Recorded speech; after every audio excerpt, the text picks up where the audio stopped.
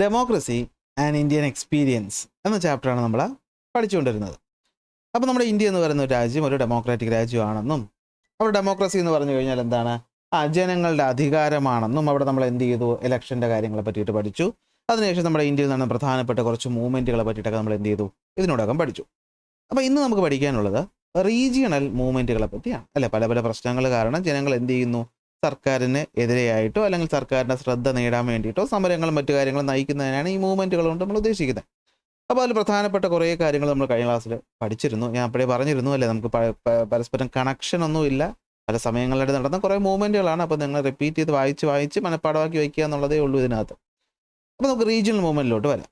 അപ്പോൾ എന്താണ് regional movement, എന്താണ് അതിൻ്റെ ആവശ്യം, ഏതൊക്കെ റീജിയണൽ മൂവ്മെൻറ്റുകൾ നടന്നിട്ടുണ്ട്?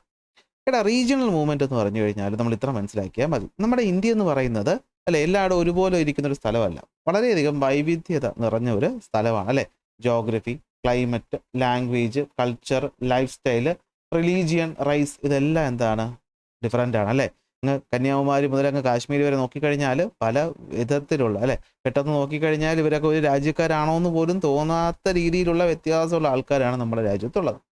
അപ്പോൾ ഈ പറയുന്ന ആൾക്കാരെല്ലാം കൂടി ചേർത്ത് ഒരു രാജ്യമാക്കുമ്പോൾ ചില ആൾക്കാർക്ക് തോന്നും ഞങ്ങളെ നല്ല രീതിയിൽ അങ്ങോട്ട് ശ്രദ്ധിക്കുന്നില്ല എന്ന്, അല്ലെങ്കിൽ ഞങ്ങളെ മാറ്റി നിർത്തുകയാണെന്ന്, അല്ലെങ്കിൽ ഞങ്ങളെ അവഗണിക്കുകയാണെന്ന്. അപ്പോൾ അങ്ങനെ തോന്നുന്ന ആൾക്കാർക്ക് ഇന്ത്യ ഗവൺമെൻറ്റിനെതിരെ അല്ലെങ്കിൽ ഇന്ത്യ ഗവൺമെൻറ് ശ്രദ്ധ നേടാൻ വേണ്ടിയിട്ട് ചില മൂവ്മെൻറ്റുകൾ നടത്തേണ്ട ആവശ്യമായിട്ട് വരുമല്ലോ. അപ്പോൾ ഇതിനെയാണ് നമ്മൾ റീജിയണൽ മൂവ്മെൻറ്റുകൾ എന്ന് പറയുന്നത്. അപ്പോൾ റീജിയണൽ മൂവ്മെൻറ്റ് എന്ന് പറഞ്ഞു കഴിഞ്ഞാൽ എന്തായിരിക്കും, പല പല കാരണങ്ങൾ കൊണ്ടായിരിക്കും നമ്മൾ നടത്തുന്നത്. ഓക്കെ, സോ നമുക്ക് എങ്ങനെ പറയാൻ പറ്റും, regional movements are the one that arises, ഉണ്ടാകുന്ന എന്തിനു വേണ്ടിയിട്ടാണ്, for the need of A region such as special consideration, benefit and protection. അപ്പോൾ പ്രത്യേക കൺസിഡറേഷൻ കിട്ടാൻ വേണ്ടിയിട്ടോ, ചില ആനുകൂല്യങ്ങൾ കിട്ടാൻ വേണ്ടിയിട്ടോ, അല്ല പ്രൊട്ടക്ഷനുമായി ബന്ധപ്പെട്ടിട്ടോ ഒക്കെ എന്ത് പറ്റുന്നു, ഗവൺമെൻറ്റിൻ്റെ ശ്രദ്ധ നേടാൻ വേണ്ടിയിട്ട് നാട്ടിലെ ആൾക്കാർ നയിക്കുന്ന മൂവ്മെൻറ്റുകളാണ് നമ്മൾ റീജിയണൽ മൂവ്മെൻറ്റ് എന്ന് പറയുന്നത്. ഈ മൂവ്മെൻറ്റുകളെ നമുക്ക് പ്രധാനമായിട്ടും മൂന്നായിട്ട് തിരിക്കാം. അതിലാദ്യം വരുന്ന ഒന്നാണ് ആൻറ്റി ഇമിഗ്രേഷൻ മൂവ്മെൻറ്റ്, വിശദമായിട്ട് നമുക്ക് പഠിക്കാം.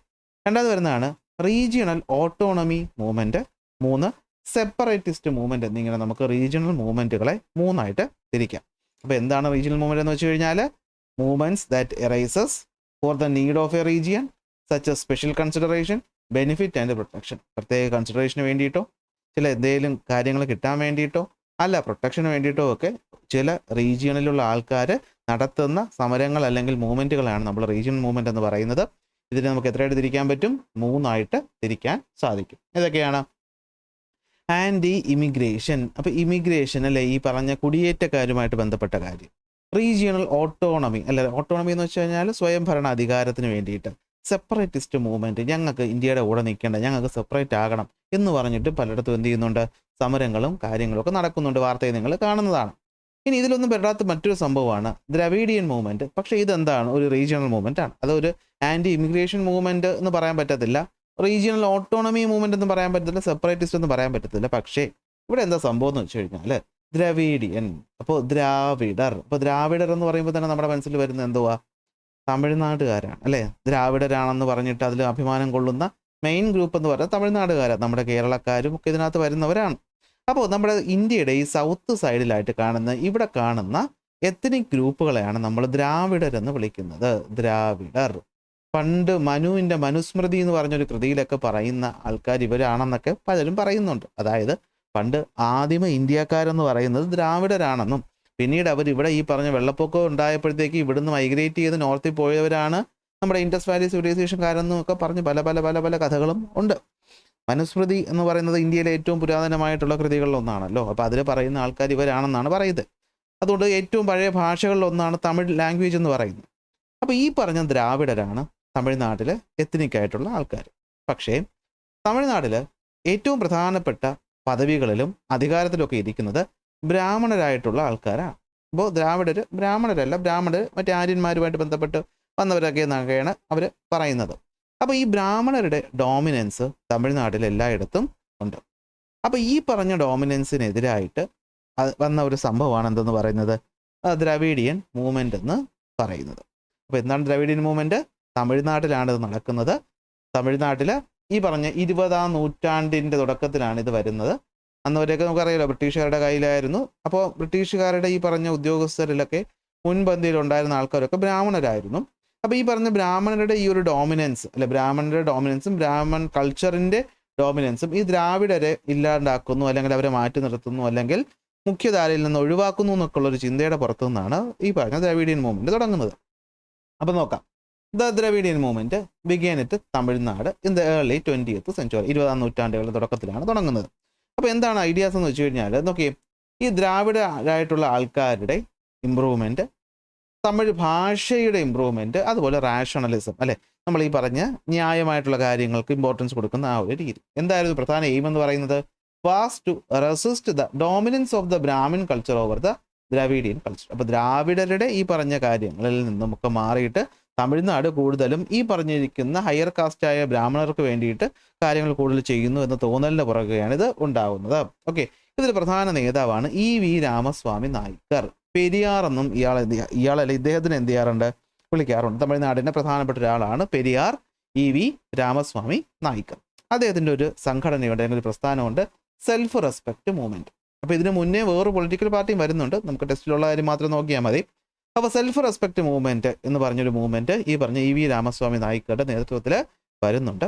അങ്ങനെ ഇവരെന്ത് ചെയ്യുന്നുണ്ട്, പ്രക്ഷോഭങ്ങൾ നടത്തുന്നുണ്ട്. പിന്നെ ഇതിൽ നമുക്ക് ടെക്സ്റ്റ് ബുക്കിൽ ഇതിപ്പോൾ പറയാമോ ഇല്ലെന്ന് എനിക്കറിയില്ല. ഇതിൽ കുറേ നല്ല കാര്യങ്ങളും ഉണ്ട്, പിന്നെ പാവങ്ങളായിട്ടുള്ള കുറേ ബ്രാഹ്മണരായിട്ടുള്ള ആൾക്കാർ ഇവർ ഉപദ്രവിച്ചു എന്ന രീതിയിലും കഥകളുണ്ട്. നമുക്കറിയില്ല, ഏത് മൂവ്മെൻറ്റിനും നല്ലതും ചീത്തയും ഉണ്ടാവുമല്ലോ. അപ്പോൾ അങ്ങനെ പ്രശ്നങ്ങളൊക്കെ ഉണ്ട്. അതായത് ദ്രാവിഡ കൾച്ചറുള്ള ആൾക്കാർ ബ്രാഹ്മണരും തമ്മിലും. നിങ്ങൾക്കൊരു കാര്യം അറിയാമോ, നമ്മുടെ കേരളത്തിൽ ഇതുപോലത്തെ ഒരു സംഭവം നടന്നിട്ടുണ്ട്. നിങ്ങൾ മലയാളി മെമ്മോറിയൽ എന്ന് പറഞ്ഞൊരു കാര്യം കേൾക്കാൻ വഴിയില്ല, എന്നാലും ഇപ്പോൾ ഓർത്ത് വെച്ചു. പണ്ട് തിരുവിതാംകൂറിലും ഇതേ അവസ്ഥ ഉണ്ടായിരുന്നു. ഉന്നതമായിട്ടുള്ള എല്ലാ സംഭവങ്ങളും തമിഴ് ബ്രാഹ്മണർക്കായിരുന്നു കൊടുത്തുകൊണ്ടിരുന്നത്. ഉന്നതമായിട്ടുള്ള എന്താണെന്ന് വെച്ചാൽ ഗവൺമെൻറ്റിൻ്റെ ഉന്നതമായിട്ടുള്ള പൊസിഷൻസ്, അതായത് ഇപ്പോൾ അഡ്മിനിസ്ട്രേഷനിലായാലും ശരി തന്നെ, അതുപോലെ പോലീസിലായാലും ശരി തന്നെ, അങ്ങനെയുള്ള മെയിൻ കാര്യങ്ങളൊക്കെ തമിഴ് ബ്രാഹ്മണർക്ക് മാത്രം കൊടുത്തിരുന്നൊരു കാലം ഉണ്ടായിരുന്നു. സോ ബേസിക്കലി അവർ കുറച്ച് ബുദ്ധി കൂടിയ ആൾക്കാരെന്നൊക്കെ ആയിരുന്നു അന്ന് പറഞ്ഞുകൊണ്ടിരുന്നത്. അപ്പോൾ ആ പറഞ്ഞ കാര്യങ്ങൾക്ക് എതിരായിട്ട് നമ്മുടെ ഈ കേരളത്തിലുള്ള ആൾക്കാർ എഴുതി കൊടുത്തൊരു നിവേദനമാണ് മലയാളി മെമ്മോറിയൽ എന്ന് പറയുന്നത്. അപ്പോൾ അതുപോലെയൊക്കെ തന്നെയാണ് തമിഴ്നാട്ടിലും. അവിടെ ആരെ ഒതുക്കിയത്? ദ്രാവിഡരെയാണ് ഒതുക്കിയത്. അപ്പോൾ അവരെന്ത് ചെയ്തു, ഇതിനെതിരെ വരുന്നു, സെൽഫ് റെസ്പെക്റ്റ് മൂവ്മെൻറ്റുമായിട്ട്. അങ്ങനെ അവർ പിന്നീട് ഒരു പൊളിറ്റിക്കൽ പാർട്ടി സ്ഥാപിക്കുന്നു. അതിൻ്റെ പേരാണ് ദ്രാവിഡ കഴകം. ഈ ദ്രാവിഡ കഴകം കുറച്ചു കാലം കഴിയുമ്പോഴാണ് ദ്രാവിഡ മുന്നേറ്റ കഴകമായിട്ട് മാറുന്നത്. DMK, നമ്മളിപ്പം DMK അല്ലേ ഭരിക്കുന്ന നമ്മുടെ സ്റ്റാലിൻ്റെ പാർട്ടി, ഈ DMK. ഈ DMKയിൽ ഒരു അംഗമായിരുന്നു നമ്മുടെ പഴയ സിനിമാ നടൻ MGR. അദ്ദേഹം 70-72 കാലഘട്ടത്തിലൊക്കെ ആയപ്പോഴത്തേക്കും മറ്റൊരു പാർട്ടി ഇതിൽ നിന്ന് പിളർന്നിട്ട് AIADMK തുടങ്ങുന്നു. അതായത് MGRൻ്റെ ഇത് 1967 മുതൽ ഇവരെന്ത് ചെയ്യുന്നു, പൊളിറ്റിക്കലി സ്ട്രോങ് ആണ്. അതായത് ഒന്നുകിൽ DMK അല്ലെങ്കിൽ AIADMK, ഇവർ രണ്ടുപേരും മാറി മാറിയാണ് തമിഴ്നാട്ടിൽ എന്ത് ചെയ്യുന്നത്, ഭരിക്കുന്നത്. അപ്പോൾ ഇവിടെ പ്രധാനപ്പെട്ട കാര്യം എന്ന് വെച്ച് കഴിഞ്ഞാൽ എന്തായിരിക്കും, ദ്രാവിഡർക്ക് ഇമ്പോർട്ടൻസ് കൊടുക്കുക, തമിഴ് ഭാഷയ്ക്ക് ഇമ്പോർട്ടൻസ് കൊടുക്കുക. നിങ്ങൾ വാർത്തയൊക്കെ ഫോളോ ചെയ്യുന്നവരാണെങ്കിൽ അറിയാം അല്ലേ, ഹിന്ദി ഭാഷയുടെ ഇമ്പോസിഷൻ അല്ലെങ്കിൽ ഹിന്ദി ഭാഷ പഠിക്കണമെന്ന് പറഞ്ഞതുമായി ബന്ധപ്പെട്ട് തമിഴ്നാട്ടിൽ ഒരുപാട് പ്രക്ഷോഭങ്ങളൊക്കെ എന്ത് ചെയ്തിട്ടുണ്ട്, ഈ അടുത്ത കാലങ്ങളിലൊക്കെ നടന്നിട്ടുണ്ട്. അപ്പോൾ അതൊക്കെ ഇതുമായിട്ട് ബന്ധപ്പെട്ടിട്ടാണ്. തമിഴർക്ക് സംബന്ധിച്ചിടത്തോളം അവരുടെ ഭാഷ, അവരുടെ സംസ്കാരം ഭയങ്കര ഇമ്പോർട്ടൻസ് ആണ്. അപ്പോൾ അതിൽ ബ്രാഹ്മണർ കയറി ഇടപെടുന്നു, അല്ലെങ്കിൽ ബ്രാഹ്മണർ ഡോമിനൻസ് ഉണ്ടാകുന്നു എന്നത് പറഞ്ഞുകൊണ്ട് അവർ നടത്തിയ പ്രക്ഷോഭമാണ് ദ്രവീഡിയൻ മൂവ്മെൻ്റ് എന്ന് പറയുന്നത്. പഠിച്ചാലോ? അപ്പോൾ ദ്രവീഡിയൻ മൂവ്മെൻറ്റ് എങ്ങനെ പഠിക്കും? ദ്രവീഡിയൻ മൂവ്മെൻറ്റ് എന്ന് വെച്ച് കഴിഞ്ഞാൽ എന്താണ്? 20ാം നൂറ്റാണ്ടിൻ്റെ തുടക്കത്തിൽ തമിഴ്നാട്ടിൽ ആരംഭിക്കുന്നു. എന്തൊക്കെയായിരുന്നു അവിടെ പ്രധാനപ്പെട്ട idea? Political empowerment of Dravidian people. ദ്രാവിഡരെ രാഷ്ട്രീയപരമായിട്ട് എന്ത് ചെയ്യുക, എംപവർ ചെയ്യുക എന്ന് വെച്ചാൽ അധികാരങ്ങളിലോട്ട് ഇവരെ എത്തിക്കുക. Growth and promotion of Tamil language. Tamil ഭാഷ എന്ത് ചെയ്യുക, പ്രൊമോട്ട് ചെയ്യുക. പറയാമല്ലോ, ഈ പറഞ്ഞ ബ്രാഹ്മണൻ എന്ന സംസ്കൃതത്തിൻ്റെ ഒരു ഇമ്പോർട്ടൻസ് ഇവിടെ വരുന്നുണ്ട്, മാറിയിട്ട് തമിഴിന് ഇമ്പോർട്ടൻസ് കൊടുക്കുക, റാഷണലിസം കൊണ്ടുവരിക. ഇതായിരുന്നു പ്രധാനപ്പെട്ട ഐഡിയ. എയിം എന്താണെന്ന് ചോദിച്ചു കഴിഞ്ഞാൽ എന്തായിരുന്നു പ്രധാനപ്പെട്ട എയിം എന്ന് വെച്ച് കഴിഞ്ഞാൽ resist the dominance of Brahmin culture over Dravidian culture. ദ്രാവിഡരുടെ സംസ്കാരത്തിന് മുകളിൽ ബ്രാഹ്മണരുടെ സംസ്കാരം വരുന്നതിനെ എതിർക്കുക. ആരാണ് തുടങ്ങുന്നത്? EV രാമസ്വാമി നായ്ക്കരുടെ സെൽഫ് റെസ്പെക്റ്റ് മൂവ്മെൻറ്റുമായി ബന്ധപ്പെട്ടാണ് ഇത് തുടങ്ങുന്നത്. അദ്ദേഹം തുടങ്ങുന്ന പൊളിറ്റിക്കൽ പാർട്ടിയാണ് ദ്രാവിഡ കഴകം. പിന്നീട് അത് ദ്രാവിഡ മുന്നേറ്റ കഴകമായിട്ട് മാറുന്നു. ഇതിനകത്ത് പ്രശ്നങ്ങൾ വന്നിട്ട് എന്താണ്, AIADMK എന്ന് പറഞ്ഞ പാർട്ടിയും വരുന്നുണ്ട്. ഓക്കെ, ഇവർ 1967 മുതൽ തമിഴ്നാട്ടിൽ ഇലക്ഷനിൽ പവറിൽ വന്നിട്ടുണ്ട്. ഇപ്പോഴും അവർ തന്നെയാണ് ഉള്ളത്. ഇതുമായി ബന്ധപ്പെട്ടിട്ട് പല പല പൊളിറ്റിക്കൽ പാർട്ടികൾ ഈ ദ്രാവിഡ സെൻറ്റിമെൻറ്റ്സുമായിട്ട് ബന്ധപ്പെട്ടിട്ട് എന്ത് ചെയ്യുന്നുണ്ട്, പിൽക്കാലത്ത് വന്നിട്ടുണ്ട്. അപ്പോൾ ഇതാണ് ദ്രാവിഡ മൂവ്മെൻറ്റ് അല്ലെങ്കിൽ ദ്രവീഡിയൻ മൂവ്മെൻറ്റ് എന്ന് പറയുന്നത്. സെറ്റല്ലേ? അപ്പോൾ ദ്രവീഡിയൻ മൂവ്മെൻറ്റ് എന്ന് പറയുമ്പോൾ നിങ്ങളുടെ മനസ്സിൽ വരണം, തമിഴ്നാട്, EV രാമസ്വാമി നായ്ക്കർ ബ്രാഹ്മണരുടെ ഡോമിനൻസിനെതിരായിട്ട് പൊളിറ്റിക്കൽ പാർട്ടി തുടങ്ങി അധികാരം പിടിച്ചെടുത്തു. ഇത്രയും ഉണ്ടെങ്കിൽ നമുക്ക് ഇവിടുന്ന് എന്തായാലും പോയിന്റുകളൊക്കെ എഴുതാനായിട്ട് പറ്റും. ഇനി നമ്മുടെ കാര്യത്തിലോട്ട് വരാം. അപ്പോൾ നമ്മൾ പറഞ്ഞല്ലോ ഈ പറഞ്ഞ റീജിയണൽ മൂവ്മെൻറ്റുകളെ മൂന്നായിട്ട് തിരിക്കാമെന്ന്. അതിലാദ്യം വരുന്നതാണ് ആൻറ്റി ഇമിഗ്രേഷൻ മൂവ്മെൻറ്റ്. എന്ന് വെച്ചാൽ ഇപ്പോൾ ഞാനൊരു സിമ്പിൾ എക്സാമ്പിൾ പറയട്ടെ. നമ്മളിപ്പോൾ എറണാകുളത്തൊക്കെ നിങ്ങൾ ആരെങ്കിലും എറണാകുളത്തൊക്കെ ഉള്ളവരാണെങ്കിൽ അറിയാം അല്ലേ. എറണാകുളത്ത് ചില സ്ഥലങ്ങളിലൊക്കെ ഇപ്പോൾ ഈ ബംഗാളിൽ നിന്ന് വന്നിട്ടുള്ള ആൾക്കാർ, നമ്മളവരെ ബംഗാളികളെന്നും കേരള ഗവൺമെൻറ് അതിഥി തൊഴിലാളികളെന്നൊക്കെ പറയും. അവർ പുറത്ത് നിന്ന് ഇവിടെ ഒന്ന് താമസിക്കുകയാണ്. പക്ഷേ നിങ്ങൾ ആലോചിച്ച് നോക്കുക, നിങ്ങളുടെ ചുറ്റുമുള്ള സ്ഥലങ്ങളിൽ മൊത്തം ഇതുപോലത്തെ ആൾക്കാർ കുടിൽ കെട്ടി താമസിക്കുന്നു, അല്ലെങ്കിൽ അവർ വന്ന് ജോലി ചെയ്യുന്നു, അവർ നിൽക്കുന്നു. നിങ്ങൾക്കത് അത്രയ്ക്ക് ഇഷ്ടപ്പെടുകയില്ലേ? ഇപ്പോൾ ഞാൻ പറഞ്ഞത് ഈ പറഞ്ഞ എറണാകുളത്ത് എവിടെയൊക്കെയോ തിയേറ്ററുകളുണ്ട്, അവിടെ ബംഗാളി പടങ്ങൾ മാത്രമേ ഇപ്പോൾ ഇടുന്നുള്ളൂ. വൈകിട്ട് ഒരു സമയമൊക്കെ ആയിക്കഴിഞ്ഞാൽ പിന്നെ ഇവരായിരിക്കും അവിടെ റോഡുകളിൽ കാണുന്നത്. അവിടെ ഉള്ള ആൾക്കാർ പുറത്തിറങ്ങാൻ പേടിച്ച് പുറത്തിറങ്ങാതിരിക്കുന്നു എന്നൊക്കെ പറഞ്ഞ് വാർത്തയിൽ കണ്ടിട്ടുണ്ടായിരുന്നു. നിങ്ങൾക്ക് ഇഷ്ടപ്പെടുമോ? ഇല്ല, ഇത് ആർക്കും ഇഷ്ടമല്ല. നമ്മുടെ നാട്ടിൽ പുറത്തുനിന്ന് ഒരുത്തൻ വന്ന്, നമ്മൾ വരുത്തൻ എന്ന് പറയുമല്ലേ, വരുത്തന്മാർ വന്നിട്ട് ഇവിടെ കിടന്ന് ഷോ കാണിക്കുന്നത് ആർക്കും ഇഷ്ടമല്ല. ഇത് തന്നെയാണ് ഇവിടെ ഈ ആൻറ്റി ഇമിഗ്രേഷൻ മൂവ്മെൻറ്റിനകത്തും പറയുന്നത്. പണ്ട് നമ്മുടെ ബംഗ്ലാദേശ്, നമ്മുടെ കേരളത്തിൻ്റെ ഇന്ത്യയുടെ ഒരു മാപ്പ് എടുക്കുമ്പോൾ നിങ്ങൾക്ക് അറിയാമല്ലോ. ഈ വലതുവശത്ത് ഈ ഒരു ഭാഗമുണ്ട് അല്ലേ, അത് ഈ ഒരു ഭാഗത്താണ് എന്ത് വരുന്നത്, ബംഗ്ലാദേശ് വരുന്നത്, പണ്ടത്തെ ഈസ്റ്റ് പാകിസ്ഥാൻ. ഈ ബംഗ്ലാദേശിൽ നേരെ മുകളിലോട്ട് ചാടിക്കഴിഞ്ഞാൽ ഇവിടെയുള്ള സംസ്ഥാനമാണ് എന്തെന്ന് പറയുന്നത്, ആസാം എന്ന് പറയുന്നത്. അപ്പോൾ ഈ ബംഗ്ലാദേശ് പണ്ട് മുതലേ കുറച്ച് ദാരിദ്ര്യവും ബുദ്ധിമുട്ടും ഒക്കെ നേരിട്ട സമയത്ത് അവർ ഇവിടെ നിന്ന് ആസാമിലേക്ക് കുടിയേറുമായിരുന്നു. ഓക്കെ, പ്രത്യേകിച്ച് 1971 ഈ പറഞ്ഞ 72 കാലഘട്ടം കഴിഞ്ഞതിന് ശേഷം എന്താ ഇവിടെ സംഭവിച്ചത് നിങ്ങൾക്കറിയാം. അതിനുശേഷം എന്ത് പറ്റുന്നു, ഇതിൻ്റെ അളവ് കൂടുന്നു. അപ്പോൾ കൂടുമ്പോൾ എന്താ ഉണ്ടാകുന്നതെന്ന് വെച്ച് കഴിഞ്ഞാൽ ഈ ആസാമിലുള്ള ആൾക്കാർക്ക് തൊഴിൽ നിഷേധിക്കപ്പെടുന്നു. ഈ ബംഗാളികൾ അത്യാവശ്യം പണികളാണ്, പക്ഷേ ഇപ്പോൾ കുറച്ച് നൊട്ടോറിയസ് ആയിട്ടുള്ള സ്വഭാവങ്ങളും കയ്യിലുള്ളവരാണ്. അപ്പോൾ ഈ പറയുന്ന അൺകൺട്രോൾഡ് ഇമിഗ്രേഷൻ ഉണ്ടാകുന്നത് കാരണം അവിടെയുള്ള ഇൻഡിജീനിയസ് ആയിട്ടുള്ള പോപ്പുലേഷൻ, അതായത് അവിടെ സ്വന്തമായിട്ടുള്ള ആൾക്കാർക്ക് പ്രശ്നങ്ങൾ ഉണ്ടാകുന്നു. അങ്ങനെ ഉണ്ടാകുന്ന പ്രശ്നങ്ങളിൽ നിന്നും ബന്ധപ്പെട്ട് തുടങ്ങുന്ന പ്രോബ്ലംസ് ആണ് ആൻറ്റി ഇമിഗ്രേഷൻ മൂവ്മെൻറ്റുകൾ എന്ന് പറയുന്നത്. So anti immigration movement are the movement formed based on the ethnic, linguistic and cultural economic and employment problems. അതായത് എത്നിക് ആയിട്ടുള്ള പ്രശ്നങ്ങൾ, ലിംഗ്വിസ്റ്റിക് ആയിട്ടുള്ള പ്രശ്നങ്ങൾ, കൾച്ചറലായിട്ടുള്ള പ്രശ്നങ്ങൾ, സാമ്പത്തികമായിട്ടും അതുപോലെ തൊഴിൽപരമായിട്ടുമുള്ള പ്രശ്നങ്ങൾ ക്രിയേറ്റ് ചെയ്യുന്നു. എന്ത് കാരണം? അൺകൺട്രോൾഡ് ഇമിഗ്രേഷൻ കാരണം. ആർക്കുണ്ടാകുന്നു? ഇൻഡിജിനസ് ആയിട്ടുള്ള പീപ്പിൾസിനുണ്ടാകുന്നു. അപ്പോൾ ഒരു സ്ഥലത്ത് പണ്ട് മുതലേ ഉള്ള സാധാരണ അല്ലെങ്കിൽ പരമ്പരാഗതമായി അവിടെ താമസിക്കുന്ന ആൾക്കാർക്ക് ഈ പറഞ്ഞ അവരുടെ എത്നിക് എന്ന് വെച്ച് കഴിഞ്ഞാൽ ഇപ്പോൾ നമ്മുടെ ആചാരവും നമ്മളെ സംസ്കാരവും ഒക്കെ ഉണ്ടല്ലോ. വേറൊരാൾ വന്ന് നമ്മളിവിടെ വരുമ്പോഴത്തേക്കും അവരുടെ സംസ്കാരം ഇങ്ങോട്ട് കൊണ്ടുവരുന്നു, നമുക്കത് ഇഷ്ടപ്പെടുമോ? അതായത് ഇപ്പോൾ ഈ പറഞ്ഞ ബംഗാളികൾ അവിടെ വന്നിട്ട് അവിടെ ഉണ്ടാകുന്ന ദുർഗാപൂജ എന്ന് പറയാൻ പറ്റത്തില്ല, അവരുടെ എന്തെങ്കിലും ഫെസ്റ്റിവലൊക്കെ ഇവിടെ ഭയങ്കരമായിട്ടൊക്കെ ആഘോഷിക്കുമ്പോൾ നമുക്ക് അത്ര ഇഷ്ടപ്പെടത്തില്ല. സത്യസന്ധമായ കാര്യമാണത്. അപ്പോൾ എത്നിക്ക്, പിന്നെ അവരുടെ ഭാഷ അല്ലെ, ഹിന്ദി നമ്മൾ അവർക്ക് വേണ്ടി ഹിന്ദി പറയാറുണ്ട് പലപ്പോഴും. അപ്പോൾ ഈ ഹിന്ദി ഭാഷ വരുന്നു, അല്ലെങ്കിൽ അവരുടെ ഭാഷ പറയുന്നു, അപ്പോൾ നമ്മുടെ ഭാഷ അവഗണിക്കപ്പെടുന്നു എന്നൊക്കെ കൾച്ചർ പരമായിട്ടും പിന്നെ സാമ്പത്തികമായിട്ട് ഇവിടെ വന്ന് അവർ ബിസിനസ്സും കാര്യങ്ങളും നടത്തിക്കൊണ്ട് പോകുന്നു, ഇവിടുത്തെ കാശ് അവർ കൊണ്ടുപോകുന്നു എന്നൊക്കെ പറയുന്ന പ്രശ്നങ്ങൾ ഉണ്ടാകും. ഇതെവിടെ ഉണ്ടാകുന്നുണ്ട്? ഇപ്പോൾ ദുബായ്, ഗൾഫ് രാജ്യങ്ങൾ ഉണ്ടാകുന്നുണ്ട് അല്ലെ, ഇന്ത്യക്കാരെ എല്ലാവരും കൂടി അങ്ങോട്ട് പോകുന്നു. യൂറോപ്യൻ രാജ്യങ്ങളിൽ ഇത് ഉണ്ടാകുന്നുണ്ട് അല്ലെ, ഇന്ത്യക്കാർ അവിടെ വന്നിട്ട് അവരുടെ തൊഴിൽ അടിച്ചു മാറ്റുന്നു എന്ന് പറഞ്ഞിട്ട്. അതുപോലെ ഇന്ത്യയിൽ നടന്നിട്ടുണ്ട്. എവിടെയാണ്? ആസാമിലാണ് നടന്നത്. അപ്പോൾ എന്താ സംഭവം എന്ന് വെച്ച് കഴിഞ്ഞാൽ ഇമിഗ്രേഷനെതിരെ ആസാമിൽ നടന്ന മൂവ്മെൻ്റ് ആണ്. ആരാണ് വന്നത്? ബംഗ്ലാദേശിയായിട്ടുള്ള ആൾക്കാരാണ്. 1979 മുതൽ 85 വരെയാണ് ഇത് പ്രശ്നമായിട്ട് ഉണ്ടായിരുന്നത്. അതായത് ഓൾ ആസാം സ്റ്റുഡൻസ് യൂണിയൻ എന്ന് പറയുന്ന സംഘടന, സ്റ്റുഡൻസിൻ്റെ യൂണിയൻ എന്ത് ചെയ്യുന്നു? ഒരു പ്രൊട്ടസ്റ്റ് നടത്തുന്നു. എന്തിനു വേണ്ടിയിട്ടാണ്? The illegal immigration from the Bangladesh was eliminating employment opportunities for the people of Assam and causing poverty and economic crisis. ബംഗ്ലാദേശിൽ നിന്ന് ആൾക്കാർ ഇന്ത്യയിലോട്ട് കുടിയേറുന്നത് കാരണം, അല്ലെങ്കിൽ ആസാമിലോട്ട് കുടിയേറുന്നത് കാരണം ഇവിടെയുള്ള ആൾക്കാർക്ക് തൊഴിലും അതുപോലെ തന്നെ സാമ്പത്തിക ബുദ്ധിമുട്ടുകളും ദാരിദ്ര്യത്തിനും കാരണമായിട്ട് മാറുന്നു. അതുകൊണ്ട് എന്ത് ചെയ്യണം? Expulsion of those who had immigrated to Assam illegally after 1951. 1951 ശേഷം ഇവിടേക്ക് കുടിയേറിയ ആൾക്കാർ ഇവിടെ നിന്ന് എന്ത് ചെയ്യണം? പുറത്താക്കണം എന്നതായിരുന്നു ഇവരുടെ ആവശ്യമെന്ന് പറയുന്നത്.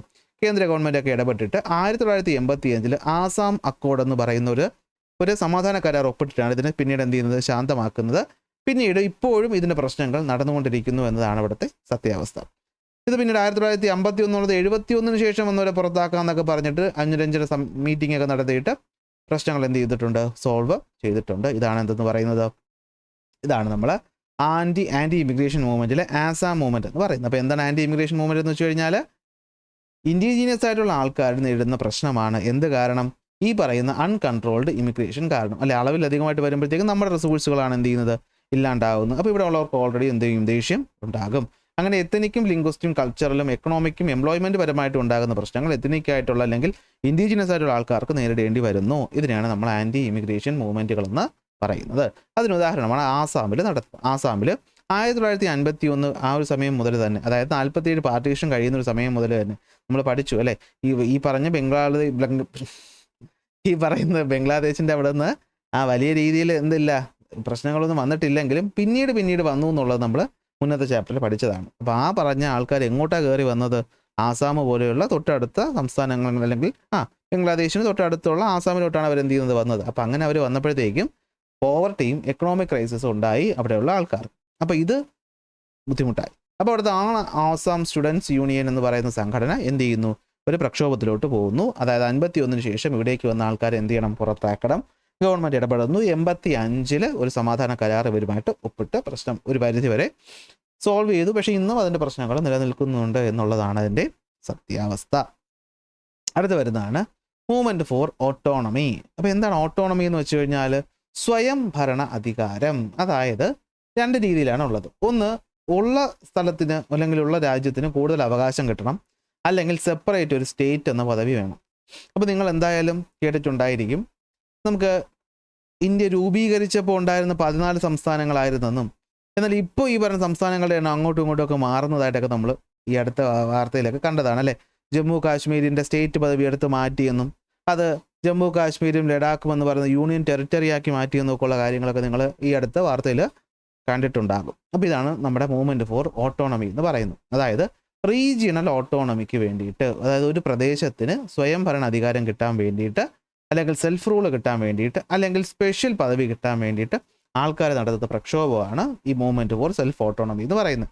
അത് എന്തൊക്കെ കൊണ്ടുണ്ടാകുന്നു എന്ന് വെച്ച് കഴിഞ്ഞാൽ, ചില റീജിയനുകളെ ആൾക്കാർ നല്ല ഗവൺമെൻറ് നെഗ്ലക്റ്റ് ചെയ്യുന്നു, അല്ലെങ്കിൽ ചില പ്രത്യേക ഭാഷയുള്ള അല്ലെങ്കിൽ ചില കൾച്ചറൽ ഡിഫറൻസ് ഉള്ള ആൾക്കാരെ ഒരുമിച്ച് ഒരു സ്റ്റേറ്റിലേക്ക് കൊണ്ടിട്ടേക്കുന്നു. നമ്മൾ സ്റ്റേറ്റ് റീഓർഗനൈസേഷൻ പഠിച്ചപ്പോൾ പറഞ്ഞതാണ് അല്ലേ, ആദ്യം നമ്മൾ ഭാഷാടിസ്ഥാനത്തിലാണ് സ്റ്റേറ്റുകൾ എന്ത് ചെയ്തത്? റീഓർഗനൈസ് ചെയ്തത്. അങ്ങനെ ഭാഷാടിസ്ഥാനത്തിൽ റീഓർഗനൈസ് ചെയ്ത് കഴിഞ്ഞപ്പോഴത്തേക്കും പറ്റിയ പ്രശ്നം എന്താണെന്ന് വെച്ച് കഴിഞ്ഞാൽ, ഒരേ ഭാഷ സംസാരിക്കുന്ന ആൾക്കാരായിരിക്കാം, പക്ഷേ അവർ എന്തായിരിക്കാം? കൾച്ചറലി ഡിഫറൻ്റ് ആയിട്ടുള്ള ആൾക്കാരായിരിക്കും. അപ്പോൾ അവർ തമ്മിൽ എന്ത് ചെയ്തു? പ്രശ്നങ്ങൾ ഉണ്ടാകാൻ തുടങ്ങി. അപ്പോൾ ആ പ്രശ്നത്തിൻ്റെ ഫലമായിട്ടാണ് ഇതൊക്കെ ഉണ്ടാകുന്നത്. അങ്ങനെ നടന്ന പ്രധാനപ്പെട്ട ഒരു 3 മൂവ്മെൻറ്റുകളാണ് നമുക്ക് പഠിക്കാനായിട്ട് ഉള്ളത്. അപ്പോൾ മൂവ്മെൻറ്റ് ഫോർ ഓട്ടോണമിയിൽ എന്താ പറയുന്നത്? Movement that are emerged demanding greater autonomy within the country. രാജ്യത്തിനകത്ത് തന്നെ അവർക്ക് സെപ്പറേറ്റ് ആയിട്ടൊന്നും പോകണ്ട, പക്ഷെ കൂടുതൽ അധികാരം കിട്ടണം.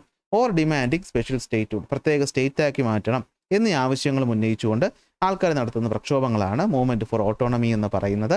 അതെന്തൊക്കെയായിരിക്കും? ചില റീജിയനുകളെ നമ്മൾ നെഗ്ലക്റ്റ് ചെയ്യുന്നു, അല്ലെങ്കിൽ ലിംഗ്വിസ്റ്റിക്കും കൾച്ചറലുമായിട്ടുള്ള വ്യത്യാസങ്ങളുണ്ട്, അല്ലെങ്കിൽ എക്കണോമിക് ഗ്രോത്തിൽ വ്യത്യാസമുണ്ട് എന്നതൊക്കെ കാണിച്ചുകൊണ്ടാണ് ഈ പറയുന്ന പ്രക്ഷോഭങ്ങൾ നടത്തുന്നത്. അതിൽ 3 ആദ്യം വരുന്നതാണ് ഗൂർഖാലാൻഡ് മൂവ്മെൻറ്റ്. എന്താണ് അപ്പോൾ ഗൂർഖാലാൻഡ് മൂവ്മെൻറ്റ്? ഇത് അറിയണമെങ്കിൽ നിങ്ങൾ വെസ്റ്റ് ബംഗാൾ എന്ന് പറയുന്ന സംസ്ഥാനത്തെ പറ്റി ഒന്ന് അറിയണം. അപ്പോൾ നമ്മുടെ ഇന്ത്യയെ നമ്മളിങ്ങനെ എടുക്കുകയാണെങ്കിൽ, അല്ലേ, ഇന്ത്യ ഇങ്ങനെയൊക്കെ വരും അല്ലേ. ഈ പറയുന്ന ഭാഗം സിക്കിമാണ്. സിക്കിം കഴിഞ്ഞിട്ട് ഇങ്ങനെ 7 സംസ്ഥാനങ്ങൾ വരുന്നുണ്ട് അല്ലേ. എന്നിട്ട് ഈ ഒരു ഭാഗത്തായിട്ടാണ് നമ്മൾ എന്ത് കാണുന്നത്? വെസ്റ്റ് ബംഗാൾ എന്ന് പറയുന്ന സംസ്ഥാനം കാണുന്നത്. പക്ഷേ നമ്മൾ ശ്രദ്ധിക്കാതെ പോകുന്നൊരു കാര്യമുണ്ട്. ഈ വെസ്റ്റ് ബംഗാളിൻ്റെ ഒരു ചെറിയ എക്സ്റ്റൻഷൻ ഇവിടെ വരെ വന്ന് നിൽപ്പുണ്ട്. നിങ്ങൾ ഇനി മാപ്പ് നോക്കുമ്പോൾ ശ്രദ്ധിക്കണം. ഈ ഡാർജിലിംഗ് എന്നൊക്കെ പറയുന്ന ഈ ഒരു ഭാഗം, അതായത് നേപ്പാളിനടുത്ത് കിടക്കുന്ന ഭാഗം, സിക്കിമിനടുത്ത് കിടക്കുന്ന ഭാഗം, ഇവിടെയുള്ള ആൾക്കാർ സംസാരിക്കുന്ന ഭാഷ എന്ന് പറയുന്നത് എന്താണ്? നേപ്പാളി ഭാഷയാണ്. ഇവരെയൊക്കെ കാണാനായിട്ട് നമ്മളെ ഗൂർഖ എന്ന് പറയുന്ന ആൾ, ഗൂർഖ എന്ന് പറയുമ്പോൾ നമ്മുടെ നാട്ടിലൊക്കെ പണ്ട് ഗൂർഖമാർ വരുമായിരുന്നു. ഒരു കുക്രി കത്തിയൊക്കെ ഇങ്ങനത്തെ ഷേപ്പിലൊരു കത്തിയൊക്കെ കൊണ്ടുവരുന്ന ആൾക്കാരെ നമ്മൾ ചിലപ്പോൾ അവർ ചൈനക്കാരെ പോലെ ഇരിക്കുന്നതൊക്കെ പറയുന്ന ആ ആൾക്കാർ ഗൂർഖ, ആ വിഭാഗത്തിൽപ്പെടുന്ന ആൾക്കാരാണ് ഇവിടെ താമസിക്കുന്നത്. പക്ഷേ അവരുടെ സ്റ്റേറ്റ് ഏതാണ്? വെസ്റ്റ് ബംഗാളാണ്. പക്ഷേ ഇവിടെയുള്ള ഇവിടെയുള്ള ആൾക്കാർ ബംഗാളീസാണ് അല്ലേ. അപ്പോൾ ബംഗാളികൾക്ക് അവരുടേതായ ഭയങ്കര സെൻറ്റിമെൻറ്റ്സ് ഉണ്ട്. പക്ഷേ അപ്പോൾ ഇവിടെ ഉള്ളവരെ ഇവരെന്തായാലും തഴയും, അല്ലെങ്കിൽ ഇവർക്ക് ആവശ്യത്തിനുള്ള ഡെവലപ്മെൻറ്റും കാര്യങ്ങളൊന്നും കൊടുക്കത്തില്ല. അപ്പോൾ ഇവിടെ ഉള്ള ഈ പറഞ്ഞ ഗൂർഖ വിഭാഗത്തിൽപ്പെടുന്ന നേപ്പാളി ഭാഷ സംസാരിക്കുന്ന ആൾക്കാർക്ക് നോർമലി അവരെ അവഗണിക്കുന്നു എന്നൊരു തോന്നലുണ്ടാവൂലേ. അപ്പോൾ അവർ ഞങ്ങൾക്കൊരു പ്രത്യേകമായിട്ട് അധികാരം വേണമെന്ന് പറഞ്ഞിട്ട് എന്ത് ചെയ്യുകയാണ്? സമരം ചെയ്യുകയാണ്. അപ്പോൾ ഗൂർഖാലാൻഡ് മൂവ്മെൻറ്റ് എന്ന് വെച്ച് കഴിഞ്ഞാൽ എന്താണ്? നയിക്കുന്ന party Gorkha national liberation front. Gorkha national liberation front എന്ന് പറയുന്ന പാർട്ടി നയിക്കുന്നു എന്താണ്? A separate state for Nepali speaking Gorkha community in the West Bengal. അപ്പോൾ വെസ്റ്റ് ബംഗാളിന് കൂടെയുള്ള ഈ പറഞ്ഞ നേപ്പാളി ഭാഷ സംസാരിക്കുന്ന ഗൂർഖ കമ്മ്യൂണിറ്റി വരുന്ന ആൾക്കാർക്ക് ഒരു പ്രത്യേക സ്റ്റേറ്റ് വേണമെന്ന് പറഞ്ഞു. പക്ഷേ പ്രത്യേക സ്റ്റേറ്റ് കൊടുക്കാനുള്ള റിസോഴ്സോ കാര്യങ്ങളോ ഒന്നും ഇല്ലാത്തതുകൊണ്ട് നമ്മൾ പ്രത്യേക സ്റ്റേറ്റ് കൊടുത്തില്ല. പക്ഷേ എന്ത് കൊടുത്തു? ഒരു autonomous Darjeeling Gorkha hill council form ചെയ്തു. അതായത് സ്റ്റേറ്റിൻ്റെ പദവി ഇല്ലെങ്കിലും കുറേ കാര്യങ്ങളൊക്കെ ഇവർക്ക് എന്ത് ചെയ്യാം, തീരുമാനമെടുക്കാം. അപ്പോൾ അവിടെയുള്ള വിദ്യാഭ്യാസം, ആരോഗ്യം, അതുപോലെ കുറേ കാര്യങ്ങളിൽ വെസ്റ്റ് ബംഗാൾ ഗവൺമെൻറ്റിനോടൊപ്പം നിന്ന് ഇവർക്ക് എന്ത് ചെയ്യാം, തീരുമാനം എടുക്കാം. പിന്നീട് 12 ആയപ്പോഴത്തേക്കും ഈ പറഞ്ഞ ഗൂർഖ ഹിൽ കൗൺസിൽ എന്ത് ചെയ്തു, മാറ്റിയിട്ട് ഗൂർഖ ലാൻഡ് ടെറിട്ടോറിയൽ അഡ്മിനിസ്ട്രേഷൻ എന്ത് ചെയ്യുന്നു, ഫോം ചെയ്യുന്നു. അപ്പോൾ ഇതുകൊണ്ട് തന്നെ അവരേതാണ്ട് അത്രയ്ക്ക് തൃപ്തിയായില്ലെങ്കിലും സ്റ്റേറ്റ് ഫുഡ് കിട്ടിയില്ലെങ്കിലും കുറേ അവകാശങ്ങൾ കിട്ടിയതുകൊണ്ട് അവരേതാണ്ട് ഈ 2012 ഈ 88 നിയമങ്ങൾ കൊണ്ടുവന്ന് സമാധാനപ്പെടുത്തി. അപ്പോൾ എന്താ സംഭവം? ഗൂർഖ ലാൻഡ് മൂവ്മെൻറ്റ് എന്താണ്? റീജിയണൽ ഓട്ടോണമി വേണമെന്ന് പറഞ്ഞ് നടന്നൊരു മൂവ്മെൻറ്റാണ്. ഗൂർഖ നാഷണൽ ലിബറേഷൻ ഫ്രണ്ട് ആണത് നയിക്കുന്നത്. സെപ്പറേറ്റ് ആയിട്ടുള്ള ഒരു സ്റ്റേറ്റ് വേണം. ആർക്കാണ്? നേപ്പാളി ഭാഷ സംസാരിക്കുന്ന ഗൂർഖ കമ്മ്യൂണിറ്റിക്ക്. ഇതിൻ്റെ ഫലമായിട്ട് അവർക്ക് എന്ത് ചെയ്യുന്നു? ഒരു autonomous Darjeeling Gorkha hill council form ചെയ്യാനുള്ള അധികാരം കിട്ടുന്നു. പിന്നീട് ഈ പറഞ്ഞ കൗൺസിലിനെ ഗൂർഖ ലാൻഡ് ടെറിട്ടോറിയൽ അഡ്മിനിസ്ട്രേഷൻ ആക്കി മാറ്റുന്നു. നമ്മൾ ഈ പറഞ്ഞ നമുക്കറിയാമല്ലോ, നമുക്ക് സ്റ്റേറ്റുകളുണ്ട്, യൂണിയൻ ടെറിട്ടറി ഉണ്ട്. അപ്പോൾ സ്റ്റേറ്റ് പദവി കൊടുക്കാനോ ഒരു യൂണിയൻ ടെറിട്ടറി പദവി കൊടുക്കുക എന്നുള്ളതോ ഇപ്പോൾ പോസിബിൾ അല്ലാത്തതുകൊണ്ട് അതിൻ്റെ ഒരു മുന്നോടിയായിട്ട് ചെറിയ കുറേ ഓട്ടോണമസ്, അതായത് സ്വയംഭരണ അധികാരങ്ങൾ ഇവർക്ക് ഇപ്പോൾ കൊടുത്ത് സോൾവ് ആക്കി വിട്ടു. അടുത്ത് വരുന്നതാണ് ജാർഖണ്ഡ് മൂവ്മെൻറ്റ്. അപ്പോൾ ഈ ജാർഖണ്ഡ് എന്ന് പറയുന്ന ഇന്നത്തെ സംസ്ഥാനം, അതായത് നമ്മൾ ഈ ഒരു ഭാഗത്താണല്ലോ ജാർഖണ്ഡ് ഇരിക്കുന്നത്. ഇവിടെ ഈ ഒരു ഭാഗത്തായിട്ടിരിക്കുന്ന ജാർഖണ്ഡ് പണ്ട് ബീഹാറിൻ്റെ ഭാഗമായിരുന്നു.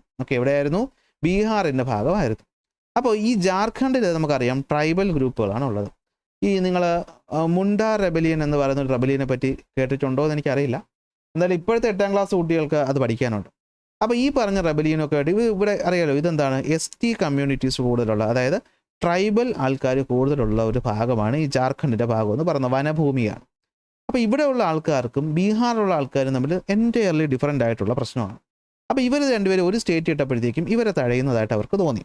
അപ്പോൾ അവരെന്ത് ചെയ്തു? ജാർഖണ്ഡ് മുക്തി മോർച്ച എന്ന് പറയുന്ന ഒരു പാർട്ടി തുടങ്ങുന്നു. ഇന്നിപ്പോൾ ജാർഖണ്ഡ് ഭരിക്കുന്ന ഇവരാണ്. ഷിബു സോറൻ എന്നെന്തോ ആണ് അതിലത്തെ നേതാവിൻ്റെ പേര്. അങ്ങനെ ഈ ജാർഖണ്ഡ് മുക്തി മോർച്ച എന്ന് പറയുന്ന പാർട്ടിയുടെ നേതൃത്വത്തിൽ എന്ത് ചെയ്യുന്നു? ഇവർ ഒരു സെപ്പറേറ്റ് ജാർഖണ്ഡ് സ്റ്റേറ്റ് വേണമെന്ന ആവശ്യം മുന്നോട്ട് വയ്ക്കുന്നു. 2020 എനിക്ക് തോന്നുന്നു നവംബർ 15 തോന്നുന്നു. അതായത് ബിർസ മുണ്ട എന്ന് പറയുന്ന ഒരാളുണ്ട്. ചീത്ത പറഞ്ഞതൊന്നുമല്ല, ഒരാളുടെ പേരാണ്. ഈ മുണ്ട റെബലിയൻ പണ്ട് ബ്രിട്ടീഷുകാർക്കെതിരെ നടത്തിയതിൽ നേതാവായിരുന്നു. ബിർസ മുണ്ടയുടെ ബർത്ത്ഡേ ആയിട്ടുള്ള നവംബർ 15 2000 എന്ത് ചെയ്യുന്നു? ജാർഖണ്ഡ് സംസ്ഥാനം രൂപീകരിക്കുന്നു. അപ്പോൾ ഇതാണ് സംഭവം. ഇവിടെ ഉള്ളവർ ബീഹാറുമായിട്ട് ഒരു ബന്ധവുമില്ല. ഇവിടെയുള്ള ST കമ്മ്യൂണിറ്റിയിലുള്ള ആൾക്കാരാണ്. ബീഹാറിലുള്ള വേറെ ആൾക്കാർ. അപ്പോൾ ഇവർ തമ്മിൽ ഭയങ്കര വ്യത്യാസമാണ്. അപ്പോൾ ഇവരെ തഴയുന്നു എന്ന് തോന്നിയതുകൊണ്ട് 2000 ഇവർ ഡിവൈഡ് ചെയ്ത് എന്ത് ചെയ്യുന്നു? പുതിയൊരു സംസ്ഥാനമായിട്ടുള്ള ജാർഖണ്ഡ് ഫോം ചെയ്യുന്നു. നമ്മുടെ മഹേന്ദ്ര സിംഗ് ധോണിയുടെ നാടാണ് എന്തെന്ന് പറയുന്നത്? ജാർഖണ്ഡ് എന്ന് പറയുന്നത്. ഇനി മൂന്നാമത് വരുന്നതാണ് തെലങ്കാന മൂവ്മെൻറ്റ്. അപ്പോൾ നിങ്ങൾക്കറിയാം, തെലങ്കാന എന്ന് പറയുന്ന ആന്ധ്രാപ്രദേശിൻ്റെ ഭാഗമായിരുന്നു. 2014 ശ്രീകൃഷ്ണ കമ്മീഷൻ്റെ റിപ്പോർട്ട് പ്രകാരം എന്ത് ചെയ്യുന്നു?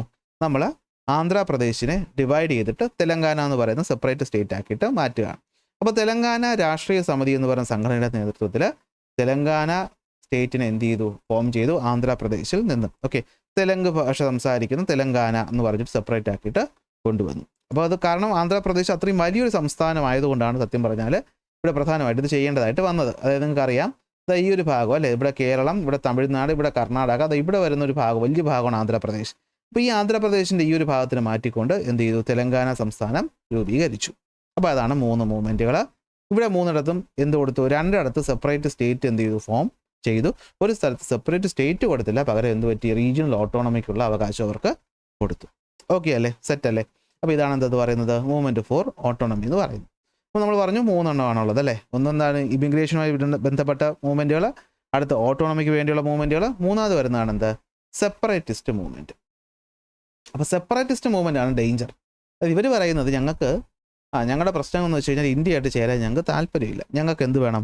സെപ്പറേറ്റ് രാജ്യമായിട്ട് മാറണം. അതാണ് സെപ്പറേറ്റിസ്റ്റ് മൂവ്മെൻറ്റിൻ്റെ ഏറ്റവും വലിയ പ്രശ്നമെന്ന് പറയുന്നത്. സെപ്പറേറ്റിസ്റ്റ് മൂവ്മെൻ്റ് എന്ന് വെച്ചാൽ അവന് കുറച്ച് ഇവിടെ സംഭവം എന്താണെന്ന് വെച്ച് കഴിഞ്ഞാൽ ഇവിടെ സമാധാനപരമായിട്ടുള്ള സമരവും കാര്യമൊന്നുമല്ല, ആയുധമെടുത്തിട്ടുള്ള പോരാട്ടമാണ് കൂടുതലായിട്ട് നടക്കുന്നത്. ആംഡ് റെബലിയൻസ് ആണ് നടക്കുന്നത്. അപ്പോൾ എന്തായിരിക്കും? അപ്പോൾ നോക്കിയേ, we started with the aim of separating a certain region from India and forming an independent state അല്ലേ. ഈ പറയുന്ന ഇന്ത്യയിൽ നിന്ന് മാറിയിട്ട് ഒരു സെപ്പറേറ്റ് ഇൻഡിപെൻഡൻറ്റ് സ്റ്റേറ്റ് ആയിട്ട് മാറുക എന്ന് വെച്ചാൽ സെപ്പറേറ്റ് രാജ്യവും ഇതിനകത്ത് വരുന്നുണ്ട്, സെപ്പറേറ്റ് സ്റ്റേറ്റ് പദവി വേണമെന്നുള്ള കേസും ഇവിടെ വരുന്നുണ്ട്. ചിലയിടത്ത് നമ്മൾ സ്റ്റേറ്റ് കൊടുത്ത് ഒതുക്കി, ചില രാജ്യമാണെന്ന് പറഞ്ഞവന്മാരെ നമ്മൾ അടിച്ചൊതുക്കി. അതാണ് സത്യം എന്ന് പറയുന്നത്. പഞ്ചാബിൽ നടന്നിട്ടുണ്ട്, ജമ്മു കാശ്മീരിൽ നടന്നിട്ടുണ്ട്, മിസോറാമിലും നാഗാലാൻഡിലും നടന്നിട്ടുണ്ട്. പഞ്ചാബിലും ജമ്മു കാശ്മീരിലും എന്ത് ചെയ്തു? സെപ്പറേറ്റ് രാജ്യം വേണമെന്ന് പറഞ്ഞു, നമ്മൾ അവരെ അടിച്ചൊതുക്കി. മിസോറാമും നാഗാലാൻഡും പ്രത്യേകിച്ച് സ്റ്റേറ്റ് വേണമെന്ന് പറഞ്ഞു, അത് നമ്മൾ എന്ത് ചെയ്തു? അക്സെപ്റ്റ് ചെയ്ത് ഒരു പരിധി വരെ കൊടുത്ത് കൊണ്ടുപോവുകയാണ്. അതായത് കൂടെ നിന്നവനെ അങ്ങനെ പുറത്തു പോകാൻ ഞങ്ങൾ ഒരിക്കലും എന്ത് ചെയ്യത്തില്ല, അനുവദിക്കില്ലെന്നാണ് ഇന്ത്യ ഗവൺമെൻറ് പറയുന്നത്. ഈ ഇന്ത്യ ഗവൺമെൻറ് എന്ന് പറയുമ്പോൾ അതിനകത്തൊരു പാർട്ടിയൊന്നുമല്ല, എല്ലാ പാർട്ടിക്കാർ ഗവൺമെൻറ്റും ഇതേ നയം തന്നെയാണ് എടുത്തത്. അതിലാദ്യം നമുക്ക് എന്ത് ചെയ്യാം? പഞ്ചാബിലോട്ട് പോകാം. അപ്പോൾ പഞ്ചാബിൻ്റെ കഥ പറയുമ്പോൾ ഞാൻ നിങ്ങൾക്ക് നമ്മുടെ ഇന്ത്യ ഗവൺമെൻറ്റിൻ്റെ ചരിത്രം പറഞ്ഞു വന്നപ്പോഴത്തേക്കും 1984 സമയത്ത് ഇന്ദിരാഗാന്ധി അസാസിനേഷൻ നടന്നു എന്ന് പറഞ്ഞു തന്നു. ഓർമ്മയുണ്ടോ? ഓർമ്മയില്ലെങ്കിൽ മുന്നത്തെ ക്ലാസ്സൊക്കെ കാണണം കേട്ടോ. അപ്പോൾ നിങ്ങൾക്ക് അറിയാമല്ലോ, നമ്മളെ ഈ പറയുന്ന ഇന്ത്യ എന്ന് പറയുന്ന ഭാഗത്തിൻ്റെ ഈ ഒരു വശത്തായിട്ടാണ് എന്ത് വരുന്നത്? പഞ്ചാബ് വരുന്നത്. ഈ പഞ്ചാബ് എന്ന് പറയുന്ന സ്ഥലത്ത് നിങ്ങൾക്കറിയാം സിഖ് കമ്മ്യൂണിറ്റിയിൽ പെടുന്ന ആൾക്കാരാണ് ഉള്ളത്. അപ്പോൾ സിഖ് എന്ന് പറയുന്നത് പ്രത്യേക ഒരു മതമാണ്. അപ്പോൾ ഇതിൻ്റെ ഇടതുവശത്ത് കാണുന്ന ഭാഗമെന്ന് പറയുന്നത് നിങ്ങൾക്കറിയാം പാകിസ്ഥാനാണ്. ബ്രിട്ടീഷുകാർ ഇന്ത്യ ഭരിക്കുന്ന കാലം മുതലേ പഞ്ചാബ് എന്ന് പറയുന്നതിന് കുറച്ച് പ്രശ്നങ്ങളുണ്ടായിരുന്നു. പഞ്ചാബുകാർ എന്തായിരുന്നു, ബ്രിട്ടീഷുകാരുമായിട്ടും സമരം ചെയ്തിട്ടുണ്ട്, പ്രശ്നങ്ങൾ ചെയ്തിട്ടുണ്ട്. അങ്ങനെ പഞ്ചാബ് സത്യത്തിൽ ഇന്ത്യയുടെ ഭാഗമായിട്ടാണ് എന്ത് ചെയ്തത്? നമ്മുടെ പാർട്ടീഷൻ സമയത്ത് മാറിയത്. ഇന്ത്യ ഗവൺമെൻറ്റുമായിട്ട് ഒരു വലിയ പ്രശ്നമൊന്നുമില്ലാതെ പോവുകയായിരുന്നു. എന്നാൽ ചില സമയത്ത് പഞ്ചാബ്, ഇവിടെ ഹരിയാന, ഇതൊക്കെ ആദ്യം ഒരുമിച്ചായിരുന്നു. പിന്നീട് പഞ്ചാബിന് ഹരിയാന എന്ത് ചെയ്യുന്നു? എനിക്ക് 66 തോന്നുന്നു സെപ്പറേറ്റ് ആക്കുന്നു. അപ്പോൾ ഇതുമായിട്ടൊക്കെ ബന്ധപ്പെട്ടപ്പോൾ പഞ്ചാബിലുള്ളവർക്ക് തോന്നി, ഞങ്ങൾക്ക് ഇന്ത്യയുമായിട്ട് നിൽക്കേണ്ട, പാകിസ്ഥാനുമായിട്ട് നിൽക്കേണ്ട, നമുക്ക് എന്ത് ചെയ്യണം? സെപ്പറേറ്റ് രാജ്യം വേണം. അതായത് രാജ്യത്തിൻ്റെ പേരാണ് ഖാലിസ്ഥാൻ. ഓക്കെ, അപ്പോൾ ഇപ്പുറത്ത് പാകിസ്ഥാൻ, ഇവിടെയൊക്കെ എന്ത് വേണം? സിഖുകാരുടെ മാത്രം രാജ്യമായിട്ടുള്ള ഖാലിസ്ഥാൻ. അപ്പോൾ നിങ്ങൾക്ക് തോന്നുന്നത് ഒരു ചെറിയ സംഭവമാണെന്ന്. ഒരിക്കലുമല്ല. ഇത് ഇവരുടെ ഈ പറഞ്ഞ ഖാലിസ്ഥാനി വാദികളൊക്കെ ഇപ്പോൾ കാനഡ എന്ന് പറയുന്ന രാജ്യം നിങ്ങൾക്കറിയാമല്ലോ, അവിടെ നിന്ന് ഇന്ത്യക്കെതിരെ കാര്യങ്ങളൊക്കെ ഓപ്പറേറ്റ് ചെയ്യുന്നുണ്ട്. നിങ്ങൾ വാർത്ത ശ്രദ്ധിക്കുന്നവരാണെങ്കിൽ അറിയാം, ഇടയ്ക്ക് ഇതിൻ്റെ ഒരു നേതാവൊക്കെ ഏതോ ഒരു അജ്ഞാതനാൽ വെടിവെച്ച് മരിക്കപ്പെട്ടു, അത് ഇന്ത്യ ചെയ്യിപ്പിച്ചതാണെന്നൊക്കെ പറയുന്നുണ്ട്. അങ്ങനെ സംഭവങ്ങളുണ്ട്. ഖാലിസ്ഥാൻ മൂവ്മെൻറ്റ് നിങ്ങൾക്ക് വശമില്ലെങ്കിലും ഇത് കുറച്ച് ഇൻറ്റൻസിഫൈഡ് മൂവ്മെൻ്റ് ആണ്. അപ്പോൾ ഇതാണ് സംഭവം എന്ന് പറയുന്നത്. അപ്പോൾ എന്താണ് ഖാലിസ്ഥാൻ മൂവ്മെൻറ്റ്? പഞ്ചാബ് എന്ന് പറയുന്ന സ്റ്റേറ്റിൽ സിഖ് മതക്കാർക്ക് ഖാലിസ്ഥാൻ എന്ന് പറയുന്ന പ്രത്യേക രാജ്യമായിട്ട് മാറണം എന്നതായിരുന്നു അവരുടെ ആവശ്യം. ഇതിനു വേണ്ടി അവരെന്ത് ചെയ്തു? ആംഡ് റെബലിയൻസ് നടത്തി, ആയുധമെടുത്ത് പോരാടി. ഈ സിഖുകാരുടെ പ്രധാനപ്പെട്ട ഒരു സ്ഥലമാണ് ഗോൾഡൻ ടെമ്പിൾ എന്ന് പറയുന്നത്. എന്തെന്ന് പറയുന്നത്? Golden temple. അമൃത്സർ എന്ന് പറയുന്ന സ്ഥലത്താണ് ഗോൾഡൻ ടെമ്പിൾ. നിങ്ങൾക്കറിയാമല്ലോ, ഈ സിഖ് മതക്കാരുടെ പ്രധാനപ്പെട്ട ഒരു നേതാവാണ് ഗുരു നാനാക്ക്. അതുപോലെ സിഖ് ഗുരുക്കന്മാരുണ്ട്. ആ സിഖ് ഗുരുക്കന്മാരുടെയൊക്കെ പ്രധാന ആസ്ഥാനമാണ് ഗോൾഡൻ ടെമ്പിൾ എന്ന് പറയുന്നത്. ഈ ഗോൾഡൻ ടെമ്പിളിൽ ഈ ഖാലിസ്ഥാൻ മൂവ്മെൻറ്റ് നേതാവിൻ്റെ പേരാണ് ഭിന്ദ്രൻവാല. ഈ ഭിന്ദ്രൻവാല എന്ന് പറയുന്ന ആൾ, ഇയാളൊരു മതപണ്ഡിതൻ ആയിരുന്നു. അതോടൊപ്പം തന്നെ നല്ല രീതിയിൽ സംസാരിക്കുന്നു, നല്ല ഒരു എനർജറ്റിക് ആയിട്ടുള്ള വ്യക്തിയാണ്. അദ്ദേഹം ഈ പറഞ്ഞ സിഖ് ആൾക്കാരെ സംസാരിപ്പിച്ച് അവരുടെ മൈൻഡൊക്കെ മാറ്റിയിട്ട് എന്ത് ചെയ്യണം? സിഖുകാർക്ക് വേണ്ടി പ്രത്യേക ഒരു രാജ്യം വേണമെന്ന് പറഞ്ഞിട്ട് അവർ ഗോൾഡൻ ടെമ്പിൾ പിടിച്ചെടുക്കുന്നു. ഇവർക്ക് പാകിസ്ഥാനിൽ നിന്നാണ് എന്ത് കിട്ടുന്നത്? സപ്പോർട്ട് കിട്ടുന്നത്. കാരണം ഇന്ത്യക്കെതിരെയുള്ള ഒരു സമരം ആയതുകൊണ്ട് തന്നെ പാകിസ്ഥാൻകാർക്ക് ഭയങ്കര സന്തോഷമാണ്, ആയുധവും കാര്യങ്ങളൊക്കെ കൊടുക്കും. ഓക്കെ, നിങ്ങൾ പല ഈ അടുത്ത് ഈ പഞ്ചാബ് എന്ന് പറയുന്നത്, നിങ്ങൾ ഉടുത്ത പഞ്ചാബ് എന്ന് പറയുന്ന ഒരു സിനിമയുണ്ട്, ഹിന്ദി, കണ്ടിട്ടുണ്ടോ? അതിനകത്തൊക്കെ പറയുന്നുണ്ട്. ഇപ്പോൾ പഞ്ചാബ് എന്ന് പറയുന്ന സ്റ്റേറ്റ് സത്യം പറഞ്ഞാൽ ഒരുപാട് പ്രശ്നങ്ങളുണ്ട്. ഈ പഞ്ചാബിലുള്ള ആൾക്കാർ പല രാജ്യങ്ങളിൽ ജോലിക്ക് പോയിട്ട് നിറച്ച് കാശൊക്കെ ഉണ്ട്, ഭയങ്കര സമ്പന്നമായിട്ടുള്ള സ്ഥലമാണ്, നല്ല ആരോഗ്യമുള്ള ആൾക്കാരാണ്, നല്ല മനുഷ്യരാണ്. പട്ടാളത്തിലൊക്കെ ഒരുപാട് സിഖ് റെജിമെൻ്റ് ഒക്കെ ഉണ്ട്, അങ്ങനെ നല്ല കാര്യങ്ങളുണ്ട്. പക്ഷേ ഒരു വിഭാഗം ആൾക്കാർക്ക് ഇന്ത്യയുമായിട്ട് ചേർന്ന് പോകാൻ വലിയ താല്പര്യം ഇല്ല. അവർ ഇന്ത്യയെ ശത്രുവായിട്ടാണ് കാണുന്നത്. അപ്പോൾ ഈ മതവിഭാഗത്തിൽപ്പെടുന്ന കുറച്ച് ആൾക്കാർക്ക് പ്രശ്നമാണ്. അപ്പോൾ അവരെന്ത് ചെയ്തു? ഗോൾഡൻ ടെമ്പിൾ കയ്യേറി, എന്നിട്ട് എന്ത് ചെയ്തു? അവരുടെ ആസ്ഥാനമാക്കി മാറ്റി. എന്നിട്ട് അവിടെ വരുന്ന മറ്റാൾക്കാരെയൊക്കെ വെടിവെച്ച് കൊല്ലുകയും പ്രശ്നങ്ങളുണ്ടാക്കുകയും ചെയ്തു. അപ്പോൾ അന്ന് ഇന്ത്യ ഭരിക്കുന്നത് 1984 കാലഘട്ടമാണ്. അപ്പോൾ ഇന്ത്യ ഭരിക്കുന്ന ആരാണ്? ഇന്ദിരാഗാന്ധിയാണ്. അപ്പോൾ ഇന്ദിരാഗാന്ധി എന്ന് പറഞ്ഞാൽ നിങ്ങൾക്കറിയാം, അങ്ങനെ ഒന്നും രണ്ടും പറഞ്ഞാൽ പേടിക്കുന്ന ഒരു സ്ത്രീ ആയിരുന്നില്ല, ഉരുക്ക് വനിത എന്നൊക്കെയാണ് അറിയപ്പെടുന്നത്. അപ്പോൾ നമ്മുടെ ഇന്ദിരാഗാന്ധി പറഞ്ഞു, ഒന്നും നോക്കണ്ട, അമൃത്സർ ഗോൾഡൻ ടെമ്പിളാണ്, സിഖുകാരുടെ വിശ്വാസമാണ്. അപ്പോൾ ആദ്യം അനുനയിപ്പിക്കാനൊക്കെ ശ്രമിച്ചു, നിങ്ങൾ അവിടെ നിന്ന് ഇറങ്ങണം. കാരണം എന്താണ്? ഈ പറയുന്ന അമ്പലമല്ലേ, അപ്പോൾ ഇവിടോട്ട് നമുക്ക് പട്ടാളക്കാരെ അയക്കാൻ പറ്റുന്ന ലിമിറ്റേഷനുണ്ട്. അതായത് പട്ടാളക്കാർ അവിടെ വരുമ്പോൾ ഇവർ വ്യക്തമായിട്ട് പല സ്ഥലങ്ങളിൽ ഒളിച്ചിരുന്നിട്ട് ഈ വരുന്ന പട്ടാളക്കാരെയൊക്കെ വെടിവെച്ച് കൊന്നുകൊണ്ടിരിക്കുകയാണ്. പക്ഷേ അമ്പലം തകർത്താലേ എന്ത് ചെയ്യാൻ പറ്റുള്ളൂ? ആർമിക്ക് അകത്ത് കയറാൻ പറ്റുള്ളൂ. പക്ഷേ അതൊരു അമ്പലമാണ്, അമ്പലം എന്ന് പറയുമ്പോഴത്തേക്കും സിഖുകാർക്ക് അത് ഇമ്പോർട്ടൻറ്റ് സ്ഥലമാണ്. അവിടെ കയറി അടിച്ചു കഴിഞ്ഞാൽ എന്ത് പറ്റും? സിഖ് മതക്കാർ മൊത്തം, ഇപ്പോൾ കുറച്ച് ആൾക്കാർക്ക് മാത്രമേ ഇന്ത്യയുടെ ദേഷ്യമുള്ളൂ, പക്ഷേ അമ്പലത്തിൽ കയറി അടിച്ചു കഴിഞ്ഞാൽ മൊത്തം സിഖ് കമ്മ്യൂണിറ്റി എതിരാകും എന്നുള്ള പ്രശ്നമുണ്ട്. കുറേ ക്ഷമിച്ചു, പക്ഷേ ഇന്ദിരാഗാന്ധി നടന്നില്ല. അവസാനം അവരെന്ത് പറഞ്ഞു? ഒന്നും നോക്കണ്ട, ഓപ്പറേഷൻ ബ്ലൂ സ്റ്റാർ എന്ന് പറയുന്നൊരു ഓപ്പറേഷൻ പ്രഖ്യാപിക്കുന്നു. അതിൻ്റെ ഫലമായിട്ട് ഇവരെന്ത് ചെയ്യുന്നു? ഗോൾഡൻ ടെമ്പിളിലേക്ക് നല്ല രീതിയിൽ ആർമിയെ അയക്കുന്നു. നല്ല രീതിയിൽ യുദ്ധം നടക്കുന്നു, ഷെല്ലാക്രമണവും പ്രശ്നങ്ങളും ഒക്കെ നടക്കുന്നുണ്ട്. അമ്പലത്തിൻ്റെ പല ഭാഗങ്ങളും തകർന്നു. ഇതൊരു വലിയ സ്ഥലമാണ് അമ്പലം. ഞാൻ പോയിട്ടുണ്ട് ഒരിക്കലും. നല്ല രസമുള്ളൊരു സ്ഥലമാണ്. ഇപ്പോൾ നമുക്ക് പോകാൻ പറ്റുന്ന നല്ല സ്ഥലമാണ്. സിനിമയിലൊക്കെ ചിലപ്പോൾ ഒരു ഗോൾഡ് കളറിലുള്ള ഒരു അമ്പലം സിഖുകാരുടെ ഹിന്ദി സിനിമയിലൊക്കെ കാണിക്കും. അപ്പോൾ അവിടെ പോകുന്നു, എന്ത് ചെയ്യുന്നു? അറ്റാക്ക് നടക്കുന്നു, ഭിന്ദ്രൻവാലയെ കൊല്ലുന്നു. നിങ്ങൾ അജിത് ഡോവൽ എന്ന് പറയുന്ന ഒരാളെ പറ്റി കേട്ടിട്ടുണ്ടോ? ഈ അജിത് ഡോവലൊക്കെ അന്ന് നമ്മുടെ ഇന്ത്യൻ ഈ പറഞ്ഞ റോ ഏജൻറ്റാണ്. അദ്ദേഹത്തിനെ പോലുള്ള ആൾക്കാരൊക്കെ ഇവിടെ വേഷം മാറി അകത്ത് പോയിട്ട് അവരെ ആൾക്കാരോടൊക്കെ സംസാരിച്ച് അവരെ കീഴടക്കിപ്പിച്ചു എന്നൊക്കെ എവിടെയോ വായിച്ച് കേട്ടിട്ടുണ്ട്. തള്ളുകഥയാണോന്നും എനിക്കറിയില്ല, എന്നാലും അങ്ങനെ കേട്ടിട്ടുണ്ട്. അങ്ങനെ നമ്മൾ ഓപ്പറേഷൻ ബ്ലൂ സ്റ്റാർ ജയിക്കുന്നു. പക്ഷേ അമ്പലം തകർത്തത് കാരണം സിഖ് മതത്തിൽപ്പെട്ട ഒരു വിഭാഗം ആൾക്കാർക്ക് ഇന്ദിരാഗാന്ധിയോടും ഇന്ത്യയോടും ഭയങ്കര ദേഷ്യമാണ്. അങ്ങനെ ഇരിക്കെ ഇൻ്റലിജൻസ് റിപ്പോർട്ടൊക്കെ വരുന്നുണ്ട്, നമ്മുടെ ഇന്ത്യൻ ആർമിയിൽ സിഖ് മതത്തിൽപ്പെട്ട ഒരുപാട് ആൾക്കാരുണ്ട്. അതുപോലെ നമ്മുടെ ഇന്ദിരാഗാന്ധിയുടെ ബോഡി ഗാർഡിലും സിഖ് മതത്തിൽപ്പെട്ട ആൾക്കാരുണ്ട്. അപ്പോൾ അവർ ഇന്ദിരാഗാന്ധിയെ വധിക്കാനായിട്ട് ശ്രമം നടത്തുന്നു എന്നൊക്കെ അന്ന് ഇൻ്റലിജൻസ് റിപ്പോർട്ട് ഉണ്ടായെങ്കിലും ഇന്ദിരാഗാന്ധി എന്ത് ചെയ്തില്ല? അതൊന്നും വകവച്ചില്ല. കാരണം അങ്ങനെ പറഞ്ഞ് സിഖ് മതത്തിൽപ്പെട്ട ആൾക്കാരെ പട്ടാളത്തിൽ നിന്ന് മാറ്റിക്കഴിഞ്ഞാൽ വിഷയം വീണ്ടും വഷളാവും, അല്ലേ? അപ്പോൾ സിഖ് മതക്കാർക്ക് മൊത്തം എതിരാണ് ഇന്ദിരാഗാന്ധി എന്നൊരു തോന്നൽ വരത്തില്ലേ? അതുകൊണ്ട് ഇന്ദിരാഗാന്ധി പറഞ്ഞു അതൊന്നും സാരമില്ല. പക്ഷേ സംഭവം സത്യമായിരുന്നു. ഈ പറഞ്ഞ ഇന്ദിരാഗാന്ധിയുടെ ബോഡി ഗാർഡിലുണ്ടായിരുന്ന സിഖ് മതത്തിൽപ്പെട്ട ആൾക്കാർ ഒരാളാണെന്ന് തോന്നുന്നു, എന്ത് ചെയ്തു? വെടിവെക്കുന്നു. ഇന്ദിരാഗാന്ധി എന്ത് ചെയ്യുന്നു? വധിക്കുന്നു. ഓക്കെ, രണ്ട് പേരാണ്. Okay, the prime minister Indira Gandhi was assassinated by 2 of her body guard. 2 Sikh ആൾക്കാർ വെടിവെച്ച് ഇന്ദിരാഗാന്ധിയെ കൊല്ലുന്നു. വിഷയം അവിടെ അല്ല, വിഷയം വീണ്ടും വഷളാവുന്നു. സിഖ് മതക്കാർ പഞ്ചാബിൽ മാത്രമല്ല ഇന്ത്യയിലെ നോർത്ത് ഇന്ത്യയിൽ ഉടനീളം പല സ്ഥലങ്ങളിലായിട്ട് താമസിക്കുന്നുണ്ട്. അപ്പോൾ ഈ വിഷയം വന്നപ്പോഴത്തേക്കും ഇന്ത്യക്കാർക്ക് മൊത്തം ആരുടെ ദേഷ്യമായി? സിഖ് മതക്കാരുടെ ദേഷ്യമായി. അങ്ങനെ ഈ പറഞ്ഞ അവരുടെ തലയിൽ ടർബണൊക്കെ കെട്ടി നടക്കുന്ന ആൾക്കാർ. സോ ഈ ടർബൺ കെട്ടി നടന്ന സിഖുകാരായിട്ടുള്ള ആൾക്കാരെ മൊത്തം ഇവന്മാരെന്ത് ചെയ്യാൻ തുടങ്ങി? കണ്ടുപിടിച്ച് കൊല്ലാൻ തുടങ്ങി. അങ്ങനെ സിഖുകാർക്കെതിരെ എന്ത് ചെയ്യുന്നു? ഒരു ആൻറ്റി സിഖ് റിയോട്ട് നടക്കുന്നു. ഇതുമായി ബന്ധപ്പെട്ട് ഒരുപാട് സിഖുകാരെ എന്ത് ചെയ്യുന്നുണ്ട്? ഇവർ കൊല്ലുന്നുണ്ട്. പോരെ, വിഷയം വഷളായില്ലേ? അങ്ങനെ ഖാലിസ്ഥാൻ മൂവ്മെൻറ്റ് നമ്മൾ അടിച്ചമർത്തിയെങ്കിലും ഇതോടുകൂടി പഞ്ചാബ് അക്കോഡ് ഒപ്പിടുന്നു 85-ൽ. അതോടുകൂടി ഈ പറയുന്ന എന്താണ് വിഷയം സോൾവ് ആക്കുന്നു. ഹരിചന്ദ്ര സിംഗ് ലോങ്വാലുമായിട്ട് ബന്ധപ്പെട്ട്, അല്ലെങ്കിൽ അവരുടെ സിഖ് നേതാവാണ് ഭിന്ദ്രൻവാലയ്ക്ക് ശേഷം. അപ്പോൾ ഇവരുമായി ബന്ധപ്പെട്ട് പഞ്ചാബ് അക്കോഡ് ഒപ്പിട്ട് സമാധാനം ഉണ്ടാക്കുന്നു എങ്കിലും complete eradication of the separatism of the Punjab was and the restoration of peace ഒക്കെ കൊണ്ടുവന്നു എന്നൊക്കെ ഇവിടെ പറയുമെങ്കിലും ഇപ്പോഴും വിഷയം വഷളായി തന്നെയാണ് നിൽക്കുന്നത്. പല പ്രശ്നങ്ങളും ഈ ഖാലിസ്ഥാൻ ഇതിപ്പോൾ എന്താണെന്ന് വെച്ച് കഴിഞ്ഞാൽ നമ്മൾക്കറിയില്ല, പാകിസ്ഥാൻ തീവ്രവാദം നമുക്കറിയാം. അതുപോലെ ഇന്ത്യക്ക് മറ്റൊരു തലവേദനയാണ് ഖാലിസ്ഥാൻ തീവ്രവാദം എന്ന് പറയുന്നത്. ഓക്കെ, അപ്പോൾ പക്ഷേ ഇത് ഇന്ത്യക്ക് അകത്തായതുകൊണ്ട് തന്നെ ഇന്ത്യക്ക് വലിയ തലവേദനയാണ്. പക്ഷേ നമ്മൾ വെളിയിലധികം പറയാറില്ല. അതാണ് സംഭവം. അതാണ് ഖാലിസ്ഥാൻ മൂവ്മെൻറ്റ് എന്ന് പറയുന്നത്. ഇപ്പോൾ ഒന്നുകൂടെ എന്താണ് ഖാലിസ്ഥാൻ മൂവ്മെൻറ്റ് നമ്മൾ പറയുന്നതെന്ന് വെച്ച് കഴിഞ്ഞാൽ, പഞ്ചാബ് എന്ന് പറയുന്ന സ്ഥലത്ത് ഖാലിസ്ഥാൻ മൂവ്മെൻറ്റുമായി ബന്ധപ്പെട്ടിട്ട് സിഖ് മതക്കാർക്ക് ഒരു പ്രത്യേക രാജ്യം വേണമെന്ന് പറഞ്ഞു. അതിനുവേണ്ടി അവർ എക്സ്ട്രീമിസ്റ്റ് ആയിട്ടുള്ള ആംഡ് വയലൻസുകൾ നടത്തി. അവർ 1984 ഗോൾഡൻ ടെമ്പിളിനെ ബേസാക്കി വെച്ചുകൊണ്ട് ഒരു മിലിറ്റൻ്റ് ഓപ്പറേഷൻ നടത്തുന്നു. ഇതിനെ സപ്രസ് ചെയ്യാനായിട്ട് ഓപ്പറേഷൻ ബ്ലൂ സ്റ്റാർ കൊണ്ടുവരുന്നു.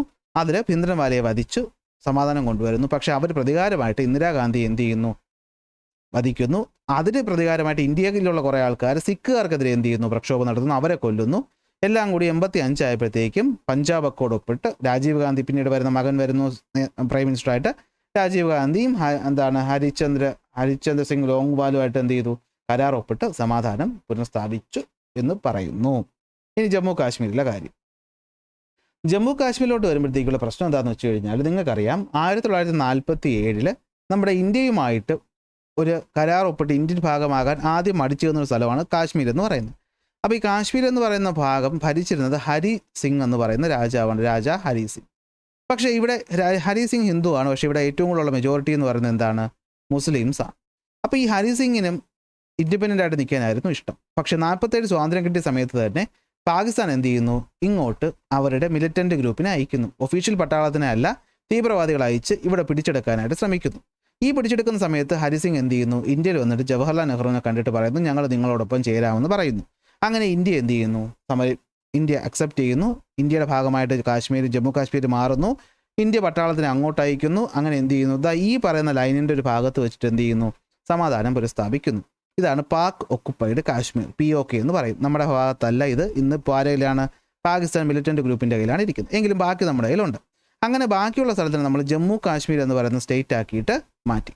പക്ഷേ ഇപ്പോഴും ഈ പറഞ്ഞ ജമ്മു കാശ്മീരിൻ്റെ ഈ ഭാഗം പാകിസ്ഥാൻ്റെതാണെന്ന് പറഞ്ഞുകൊണ്ട് പാകിസ്ഥാൻ ഫണ്ട് ചെയ്യുന്ന ഗ്രൂപ്പുകൾ, അതായത് എക്സ്ട്രീമിസ്റ്റ് ഗ്രൂപ്പുകൾ അല്ലെങ്കിൽ ടെററിസ്റ്റുകൾ ഇവിടെ ഇപ്പോഴും പ്രശ്നങ്ങൾ നടത്തിക്കൊണ്ടിരിക്കുകയാണ്. അപ്പോൾ ഒരു സമാധാനം കിട്ടാൻ വേണ്ടിയിട്ട് 1949 നമ്മുടെ ഇന്ത്യ ഗവൺമെൻറ് ആർട്ടിക്കിൾ 370 എന്ന് പറയുന്ന ഒരു നിയമ ഭേദഗതി വരുത്തിക്കൊണ്ട് ജമ്മു കാശ്മീരിന് ഒരു സ്പെഷ്യൽ പദവി കൊടുക്കുന്നു. അതായത് ജമ്മു കാശ്മീരിൽ അന്നത്തെ കണക്കനുസരിച്ച് മറ്റ് ഇന്ത്യൻ സ്ഥലത്തു നിന്നുള്ള ആൾക്കാർക്ക് സ്ഥലങ്ങൾ വാങ്ങാനോ അവിടെ ബിസിനസ് ചെയ്യുന്നതിലും ഒക്കെ എന്തുണ്ട്, ലിമിറ്റേഷൻസ് ഉണ്ട്. അതുപോലെ പട്ടാളത്തിൻ്റെ ഇടപെടലിനും ഒക്കെ ഇവിടെ എന്തുണ്ട്, ലിമിറ്റേഷൻസ് ഉള്ള സ്പെഷ്യൽ പദവി കൊടുത്തിട്ടുണ്ടായിരുന്നു 370 പ്രകാരം. എങ്കിലും പിന്നീടും ഭയങ്കര പ്രശ്നങ്ങൾ നടത്തുന്ന സ്ഥലമാണ് ജമ്മു കാശ്മീർ എന്ന് പറയുന്നത്. ഇന്ത്യയുടെ ഭാഗമാണെങ്കിലും ഇവിടെ ഏതാണ്ട് പാകിസ്ഥാൻ പോലെ തന്നെ ആയിരുന്നു. എന്നാൽ 2019 ആയപ്പോഴത്തേക്കും എന്ത് ചെയ്തു എന്ന് വെച്ച് കഴിഞ്ഞാൽ നമ്മുടെ ഇന്ത്യ എന്ത് ചെയ്തു, ഇപ്പോഴത്തെ ഇന്ത്യ ഗവൺമെൻറ് ഈ ആർട്ടിക്കിൾ 370 റിവോക്ക് ചെയ്തു. എന്നിട്ട് ഇപ്പോൾ നമ്മുടെ സ്റ്റേറ്റ് ഹുഡൊക്കെ എടുത്ത് കളഞ്ഞു. അതായത് ഇനി ഒന്നും സ്റ്റേറ്റായിട്ട് നടക്കേണ്ട, 2 ഭാഗമായിട്ട് ഡിവൈഡ് ചെയ്യുന്നു. ഇവിടം ലഡാക്ക് എന്ന് പറയുന്ന ഒരു യൂണിയൻ ടെറിട്ടറിയാക്കി മാറ്റുന്നു. ഇവിടെ ജമ്മു ആൻഡ് കാശ്മീർ എന്ന് പറയുന്ന 2 യൂണിയൻ ടെറിട്ടറിയാക്കി മാറ്റുന്നു.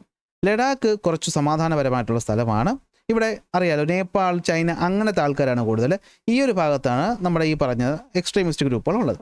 അപ്പോൾ ഈ ലഡാക്കിൻ്റെ ഭാഗത്ത് പണ്ട് ആ സമയം കൊണ്ട് തന്നെ എന്ത് ചെയ്യുന്നു, അസംബ്ലി ഇലക്ഷൻസ് നടക്കുന്നു, കാര്യങ്ങൾ നല്ല രീതിയിൽ പോകുന്നു. ജമ്മു കാശ്മീരിലോട്ട് ആവശ്യത്തിലധികം പട്ടാളക്കാരെ ഇറക്കിയിട്ട് ഈ പറഞ്ഞ പ്രശ്നക്കാരെയൊക്കെ അടിച്ചൊതുക്കി നമ്മൾ എന്ത് ചെയ്തു, 2014 നല്ല രീതിയിൽ ഇലക്ഷൻ നടത്തുന്നു. അങ്ങനെ ഉമർ അബ്ദുള്ള അവിടുത്തെ എന്തായിട്ട് മാറുന്നു, CM ആയിട്ട് മാറുകയും ചെയ്യുന്നു. ഓക്കെ, അങ്ങനെ കാര്യങ്ങൾ സമാധാനപരമായിട്ട് പോകുന്നു. ഇതാണ് നോർത്ത് ഇന്ത്യയുടെ കേസ് എന്ന് പറയുന്നത്. അപ്പോൾ ഒന്നും കൂടി, the state of Jammu and Kashmir is A state that was granted the special rights under the article 370 of the constitution. ഇതാണ് അതിൻ്റെ നിലവിലെ കാര്യം. അറിയാലോ, 49 ഇത് കൊടുക്കുന്നത്. Separatist movement in Jammu and Kashmir are working with the aim of either dividing Kashmir from India and making it an independent nation or joining Pakistan. കണ്ടോ, ഈ ഭാഗമാണ് കാശ്മീർ ഭാഗം. അപ്പോൾ കാശ്മീരിൻ്റെ ഭാഗം സെപ്പറേറ്റ് ആയിട്ട് ഒരു സ്റ്റേറ്റ് ആക്കി, രാജ്യമാക്കി മാറ്റുക, അല്ലെങ്കിൽ സെപ്പറേറ്റ് രാജ്യം എന്നാക്കുക, അന്ന് പാകിസ്ഥാനോട് പിടിച്ചെടുക്കുക, അത് വേറെ കാര്യം. ഓക്കെ, സോ അതിനുവേണ്ടി അവർ ആംഡ് ഇൻസർജൻസീസ്, അതായത് ആയുധപരമായിട്ട് എന്ത് ചെയ്യുന്നു, അറ്റാക്ക് ചെയ്യുന്നു. അത് നമ്മുടെ ഇന്ത്യക്ക് പ്രശ്നമാണ്. സോ ദ സെൻട്രൽ ഗവൺമെൻറ് എന്ത് ചെയ്യുന്നു, ഒരുപാട് കാര്യം ക്ഷമിച്ചിരുന്നു. പക്ഷേ 2019 ആയപ്പോൾ പറഞ്ഞു, ഇനി ഒരുത്തനും മിണ്ടണ്ട, ഞങ്ങൾ എന്ത് ചെയ്യുന്നു, നിങ്ങളുടെ സ്പെഷ്യൽ പദവിയൊക്കെ എടുത്ത് കളയുന്നു, മറ്റേത് സംസ്ഥാനവും പോലെ നിങ്ങൾ എന്ത് ചെയ്താൽ മതി, ഇനി ചെയ്താൽ മതി എന്ന് തീരുമാനിക്കുന്നു. അങ്ങനെ 370 റിവോക്ക് ചെയ്യുന്നു, 2 ഭാഗങ്ങളായിട്ട് മാറ്റുന്നു. അതായത് ഈ പറഞ്ഞ സ്ഥലത്തിന് ഡിവൈഡ് ചെയ്തിട്ട് ജമ്മു കാശ്മീർ എന്നും ലഡാക്ക് എന്നും പറയുന്ന 2 യൂണിയൻ ടെറിട്ടറിയാക്കി മാറ്റുന്നു. 24 ഇലക്ഷൻ നടക്കുന്നു. ഉമർ അബ്ദുള്ള അവിടുത്തെ ചീഫ് മിനിസ്റ്റർ ആവുന്നു. ഇപ്പോൾ സമാധാനപരമായിട്ട് കാര്യങ്ങൾ പോകുന്നു. അതായത് കുറേ വർഷങ്ങൾക്ക് ശേഷം നമ്മുടെ സ്വാതന്ത്ര്യദിനത്തിൽ ഇന്ത്യൻ പതാക ഇവിടെ ഉയർത്തുന്നതും ഇതിന് ശേഷമാണെന്ന് ആലോചിക്കണം. ഓക്കെ, അപ്പോൾ അങ്ങനെയാണ് പ്രശ്നങ്ങൾ. അങ്ങനെ ആ കാര്യങ്ങൾ സോൾവ് ആയി. ഓക്കെ, അപ്പോൾ ജമ്മു കാശ്മീരിന് 320 പ്രകാരം സ്പെഷ്യൽ റൈറ്റ്സ് ഉണ്ടായിരുന്നു. പക്ഷേ അവർക്ക് എന്ത് ചെയ്യണം, സെപ്പറേറ്റ് സ്റ്റേറ്റ് വേണമെന്ന് പറഞ്ഞുള്ള പ്രശ്നം ഉണ്ടായിരുന്നു. 19 വരെ സഹിച്ചു, 19 റിമൂവ് ചെയ്തു, സ്പ്ലിറ്റ് ചെയ്ത് 2 യൂണിയൻ ടെറിട്ടറി ആക്കി മാറ്റുന്നു. ഇലക്ഷൻസ് നടക്കുന്നു. ഇപ്പോൾ സമാധാനപരമായിട്ട് അവിടെ എന്ത് ചെയ്യുന്നു, മുന്നോട്ട് പോകുന്നു. ഇത് പാകിസ്ഥാൻ്റെ റീജിയനിലുണ്ടായിരുന്ന പ്രശ്നം. ഇനി വലതുവശത്ത് നമ്മുടെ ഈ പറഞ്ഞ നാഗാലാൻഡ് മീസോ പ്രദേശത്ത് ഇതുപോലത്തെ പ്രശ്നങ്ങൾ എന്ത് ചെയ്തു, ഉണ്ടായിരുന്നു. മീസോ നാഷണൽ ഫ്രണ്ട്, അതായത് ഈ പറഞ്ഞ മിസോറാം എന്ന് പറയുന്നത് ആസാമിൻ്റെ ഭാഗമായിരുന്നു ആദ്യം. അപ്പോൾ ഈ പറഞ്ഞ മിസോറാമിലുള്ള പറയുന്ന ട്രൈബ് ആസാംകാരുടെ ബന്ധമൊന്നുമില്ല. അപ്പോൾ അവർക്ക് സെപ്പറേറ്റ് ആയിട്ട് ഒരു മീസോ സ്റ്റേറ്റ് വേണമെന്ന് പറഞ്ഞിട്ട് അവരെന്ത് ചെയ്തു, സമരം നടത്തി. ലാൽ ദെങ്ക എന്ന് പറയുന്ന ആളായിരുന്നു നേതാവ്. ഇന്ത്യ എന്ത് ചെയ്തു, സമ്മതിച്ചു. 86 മിസോറാം എന്ന് പറയുന്ന പുതിയൊരു ഫുൾ ഫ്ലെഡ്ജ് സ്റ്റേറ്റ് ഉണ്ട് നമ്മൾ കൊടുത്തു. ഇതുപോലെ നമ്മുടെ നാഗാലാൻഡിൽ നാഗാ നാഷണൽ കൗൺസിലിൻ്റെ നേതൃത്വത്തിൽ പ്രശ്നങ്ങളുണ്ടായിരുന്നു. ആങ് സാം സാപ്പു പീസോ, ഇതാണ് ഫാദർ ഓഫ് നാഗ സ്റ്റേറ്റോ അങ്ങനെ എന്തോ ഇയാളെ വിളിക്കുന്നത്. സാപ്പു പീസോ എന്ന് നിങ്ങൾ ആലോചിച്ചാൽ മതി. Unification of the Naga territory, autonomy, conservation of the tribal culture, ഇത്രയും ആവശ്യമായിരുന്നു ഉണ്ടായിരുന്നത്. സെപ്പറേറ്റ് സ്റ്റേറ്റ് ആയിരുന്നു. 66 മുതൽ എന്തോ നാഗാലാൻഡ് സെപ്പറേറ്റ് സ്റ്റേറ്റ് ആണ്, 66 63 മുതൽ. എന്നാലും ഇവർ അവിടുത്തെ ഒരു എക്സ്ട്രീമിസ്റ്റ് ഗ്രൂപ്പായിരുന്നു. 2015 സമാധാന കരാർ ഒപ്പിട്ട് തൽക്കാലം പ്രശ്നങ്ങളൊക്കെ എന്ത് ചെയ്തിട്ടുണ്ട്, സോൾവ് ചെയ്തിട്ടുണ്ട്. അപ്പോൾ ഇതാണ് നമ്മുടെ റീജിയണൽ മൂവ്മെൻറ്റിനകത്ത് നമുക്ക് പഠിക്കാനായിട്ടുള്ളത്. അപ്പോൾ ഇനി വരുന്നത് some other challenges faced by Indian ഡെമോക്രസിയാണ്. അതിനകത്ത് നമുക്ക് പ്രധാനമായിട്ട് വരുന്നതെന്ന് വെച്ച് കഴിഞ്ഞാൽ, ഒന്ന് communalism, central state relation, corruption, criminalisation of പൊളിറ്റിക്സും ഡിഫെക്ഷനുമാണ്. ഇത് അടുത്ത പാർട്ടിൽ നമുക്ക് പഠിക്കാം. സോ ക്ലാസ് ഇഷ്ടപ്പെട്ടു എന്ന് വിചാരിക്കുന്നു. അടുത്ത ക്ലാസ്സിൽ അടുത്ത ടോപ്പിക്കായിട്ട്